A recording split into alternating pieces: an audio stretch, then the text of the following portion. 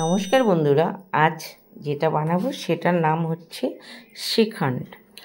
শ্রীখণ্ড বানানোর জন্য বেশ কিছুটা দই নিয়ে নিলাম, টক দই।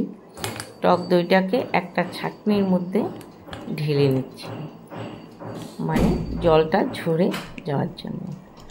মোটামুটি সম্পূর্ণ দইটা ঢালা হয়ে গেলে তখন এটাকে 5-6 ঘন্টা রেখে দিতে হবে জলটা ঝরে যাওয়ার জন্য।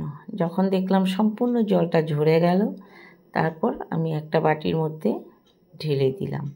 ঢেলে দেওয়া হয়ে গেলে সেটার মধ্যে চিনির গুঁড়ো দিয়ে দিব। মোটামুটি বড় চামচ দিয়ে 4 চামচের মতো দিয়েছি। আপনাদের যেরকম ইচ্ছে সেরকম দেবেন, মিষ্টি যে যতটুকু খায়। তারপর এটাকে ভালো করে ফেটাতে হবে, যতক্ষণ না ক্রিমি ক্রিমি ভাবটা আসছে এতক্ষণ ফেটিয়ে নিতে হবে। তারপর একটা আমকে আমি ভালো মিক্সিতে একটু ঘুরিয়ে সেটা কিছুটা ঢেলে দিলাম। তারপর আবার এটাকে একটু ফেটাতে হবে, মোটামুটি অল্প, তখন বেশি ফেটাতে হবে না, অল্প ফেটালেই হবে।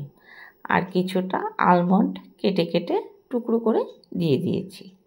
আবার এই করার পর একটা বাটির মধ্যে ঢেলে দিব, একটা বাটিতে ঢেলে দিলাম, উপরে একটু আলমন্ড দিয়ে ছড়িয়ে দিলাম।